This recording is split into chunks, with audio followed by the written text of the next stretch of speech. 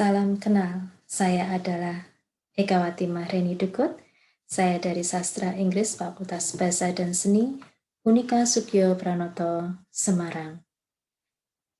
Senang sekali bahwa saya boleh berbicara dalam webinar Abdinas 3 dengan tema Inovasi Teknologi dan Pengembangan Teknologi Informasi dalam Pemberdayaan Masyarakat Pasca COVID-19 yang diselenggarakan oleh Universitas Muhammadiyah Yogyakarta. Presentasi saya kali ini berjudul Kreativitas Pendidikan dan Pembelajaran Daring untuk Generasi Z di Perguruan Tinggi. Bapak Ibu tentunya sudah mengetahui bahwa semenjak Desember tahun 2019, Cina memberitahukan kepada dunia bahwa mereka terkena virus COVID-19 atau COVID-19, dan sebulan kemudian penyakit ini telah menyebar ke seluruh dunia sehingga WHO secara resmi memberitahukan tentang bahayanya COVID-19 karena juga di Indonesia pada tanggal 2 Maret 2020 telah mendapati pasien yang tertular COVID-19 atau virus corona ini. Nah, apa kira-kira hubungan dari virus corona dengan generasi Z dan juga dunia pendidikan kita? Bapak Ibu, adanya virus corona telah membuat kita semua untuk bekerja di rumah atau PDR. Karena virus menular ini melalui udara, sehingga fasilitas pendidikan ditutup untuk dioperasikan di lokasi di seluruh dunia. Namun tetap dapat berjalan apabila kita menyelenggarakan pembelajaran daring. Nah, kebetulan generasi Z yang lahir di antara tahun 1996 dan 2012, di mana yang tertua mungkin sekarang sedang berumur 24 tahun, adalah mereka yang sedang belajar di perguruan tinggi, mungkin ada di tahun pertama, mungkin juga ada di tahun keduanya. Mereka itu terkenal sebagai generasi yang gemar bergadget ria, dengan segala sesuatu yang mempunyai screen, apakah itu layar yang ada di dalam rumah, atau di mobil, atau di dalam kelas, tapi mereka itu senang menyentuh sesuatu yang mempunyai layar, dan dengan demikian, jika menyentuhnya mereka dapat berselancar kemana-mana melalui internet, sehingga mereka juga dikenal sebagai generasi yang click and go. Di dalam dunia pendidikan di era teknologi digital ini, banyak kegiatan kampus yang mengandalkan sistem pengoperasian otomatis, dan sistem itu adalah yang ada di dalam komputer kita. Nah, hasil dari kegiatan itu biasanya dipromosikan melalui beberapa gadget seperti video YouTube, Zoom video conference, WA atau Line group call, ataupun Moodle platform seperti yang digunakan oleh kampus saya di Unika Sugio Pranoto dalam melayani mahasiswa-mahasiswanya yang adalah dari kelompok generasi Z ini, yang suka sekali untuk melakukan hal-hal yang multitasking, sehingga bahkan dalam mengikuti kuliah mungkin mereka juga sedang melakukan sesuatu hal yang lain, tapi intinya bahwa mereka suka sekali dengan hal-hal yang berhubungan dengan YouTube atau gambar, animasi, dan infographics ini harus kita tangkap sebagai orang-orang yang perlu kita kasih pendidikan seperti yang ada di dalam Moodle. Dan di Unika Sugio Pranoto, platform ini kami namakan Cyber Unika AC ID. Nah, apa suasana pendidikan di era teknologi digital? Kalau kita perhatikan setahun yang lalu, kita dapat menjumpai banyak mahasiswa di dalam satu kelas, dan kita menggunakan digital teknologi itu berupa video yang kita tayangkan di depan kelas. Mungkin apabila ini masih diperbolehkan di masa pandemi, tentunya mahasiswa-mahasiswa kita akan bermasker dan menjaga jarak.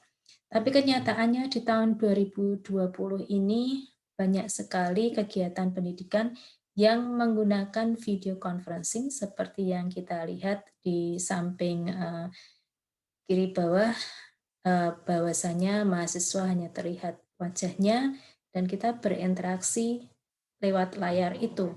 Seperti juga yang terjadi di kampus saya ketika menguji proposal skripsi mahasiswa, yang terlihat adalah para pengujinya dengan wajah-wajahnya dan si mahasiswa itu sendiri dengan PPT yang sudah dia persiapkan untuk di-share dalam screen-nya.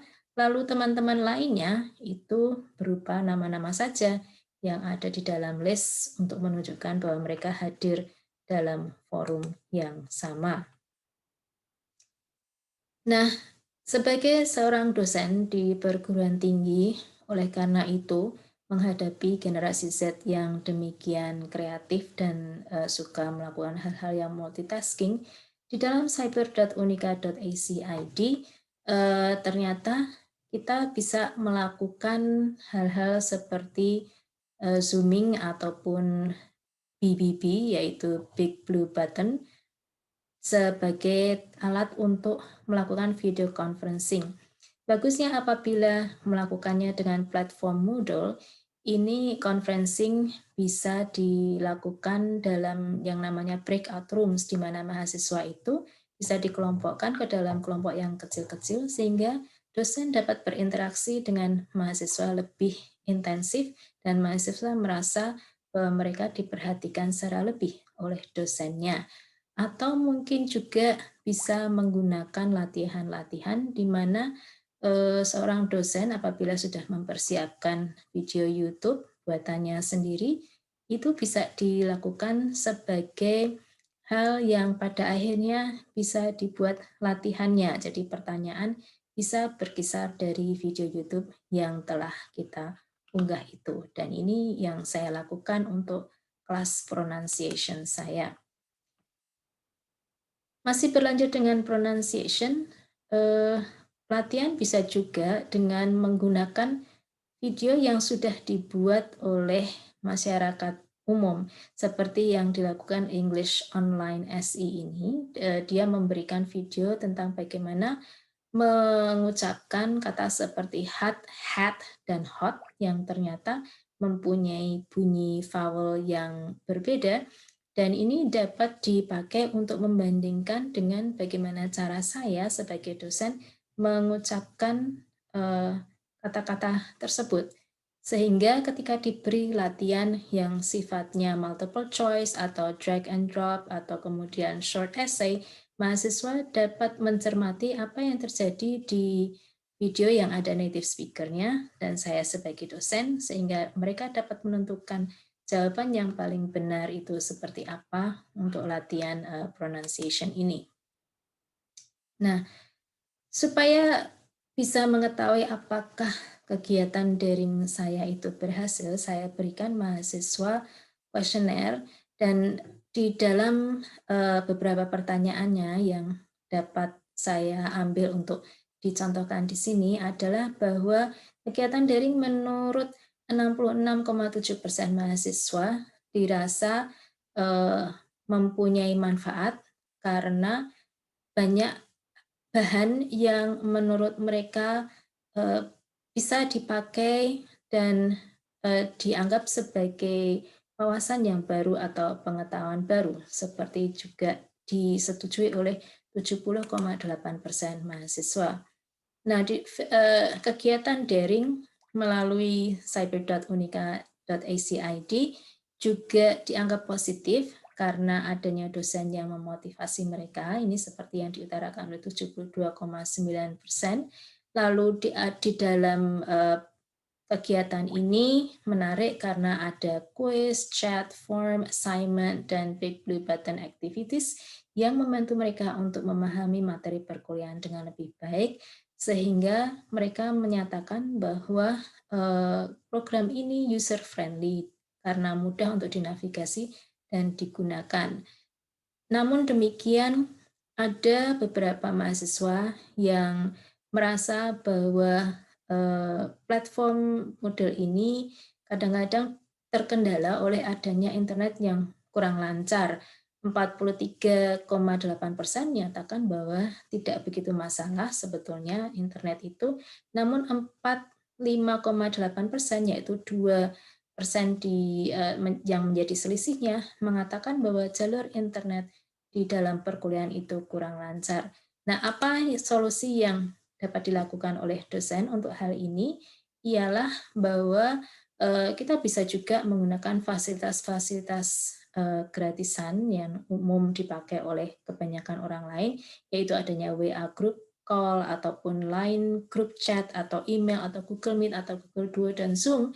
Ternyata menurut hasil kuesioner yang saya bagikan, mahasiswa saya sebanyak 58,3% memilih untuk menggunakan Google Meet apabila video conferencing-nya itu mengalami kendala.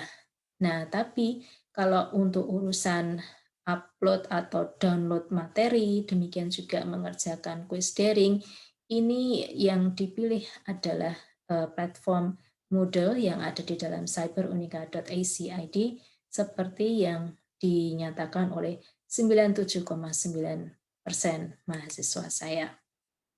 Nah, dalam hal latihan yang bentuk seperti apa yang disetujui oleh mahasiswa menjadi bagian dari keterampilan ataupun latihan kuis itu, ternyata sebanyak 78,7% memilih untuk menggunakan multiple choice questions, dan ini diikuti oleh adanya essay question, karena essay question itu juga bisa mengupload video di sana ataupun suara dalam membuat soal. Lalu yang terakhir adalah penggunaan drag and drop question yang dinyatakan oleh 8,5% mahasiswa.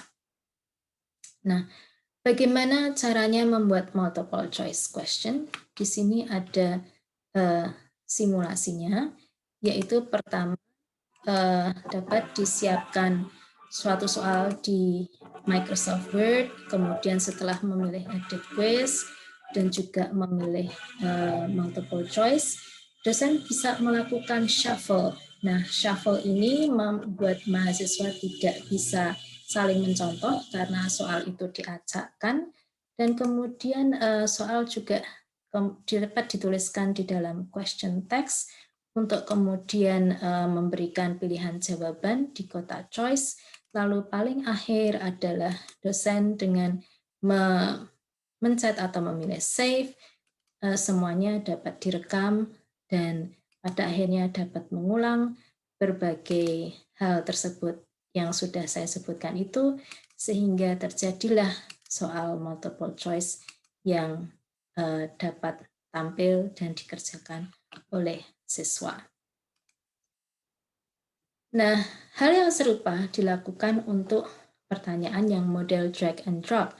Di sini sebagai dosen setelah menyiapkannya di MS Word dapat diunggah ke dalam kotakan question text untuk kemudian diberikan beberapa pilihan jawabannya. Seperti yang terlihat di sini, saya memberikan pilihan jawaban sampai 10 macam di sini. Bukan berarti untuk mahasiswa memilih satu untuk soal yang dikasihkan, tapi yang dimaksud di sini adalah supaya akan ada beberapa pilihan jawaban di bawah ini, seperti terlihat di bawah kotak ini. Nah, ini bisa diambil jawabannya untuk kemudian dimasukkan ke dalam kotak yang menurut mahasiswa cocok untuk diberi kosakata tersebut. Makanya ini disebutkan sebagai drag and drop exercise. Membuat soal-soal seperti itu memang memerlukan waktu dan kesabaran dari dosen. Namun pada saatnya ketika kita akan melihat hasil rekaman dari kerjaan mahasiswa, sebagai dosen saya di sini merasa terbantu karena secara sistem nilai-nilai tersebut dapat dilakukan secara otomatis setelah tentunya kita memberikan formulasi bahwa untuk jawaban tertentu mendapat nilai tertentu. Nah, ini bisa mempercepat proses karena biasanya sebelumnya ketika kita masih luring, kita masih juga harus menyiapkan waktu untuk menilai berkas masing-masing mahasiswa itu.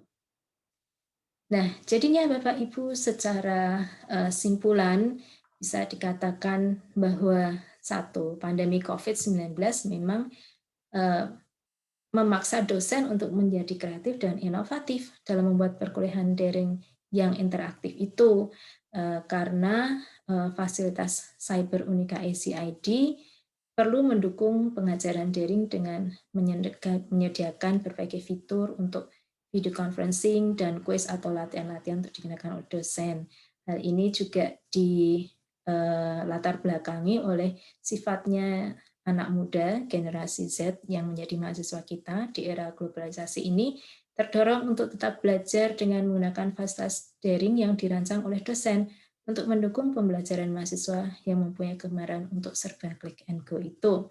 Sehingga untuk hal tersebut, dosen pun harus memperhatikan bahwa bentuk latihan soal yang digemari oleh siswa adalah sesuatu yang bentuknya multiple choice untuk sebagai alternatif adalah hal yang sifatnya essay question ataupun drag and drop.